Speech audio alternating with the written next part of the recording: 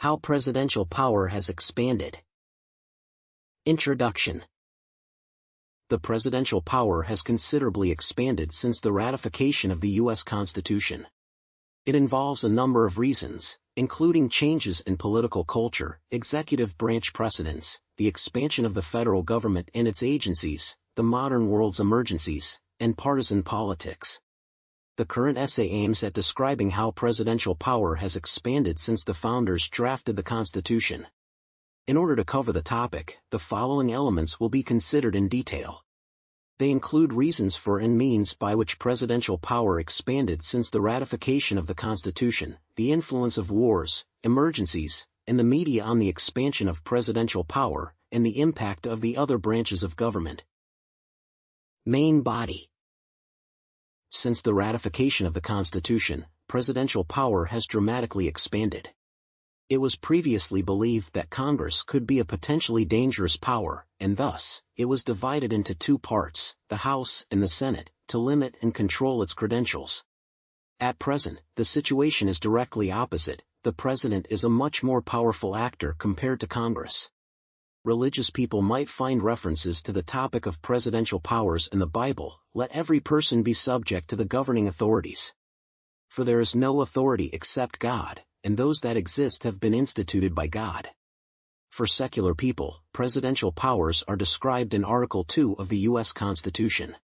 The Constitution does not limit presidential power that has expanded through inherent powers and legislative practice.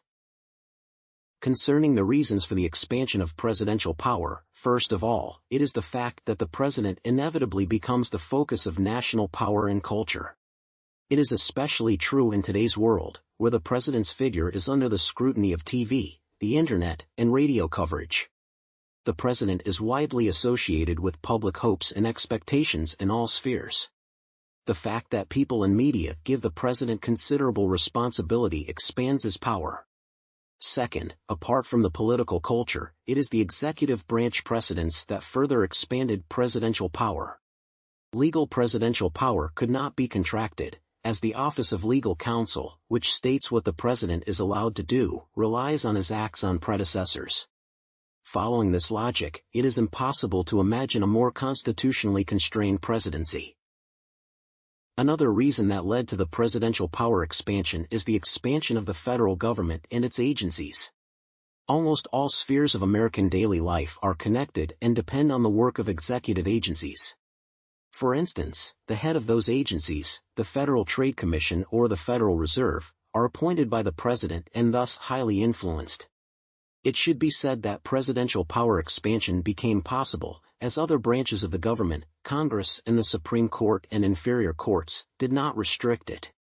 Such actions can be described as correct because the broad powers of the president meet the current needs of society. Besides, people often face different kinds of emergencies, attacks, and other events in today's world. It also contributed to presidential power expansion, as the president received new emergency powers to be able to control and react fast in such situations. Lastly, partisan politics is another reason why presidential power is expanded and not contracted. Due to polarization, people in Congress tend to support their party instead of paying attention to their constitutional duties. Thus, often the president's power is not under strict control. Conclusion.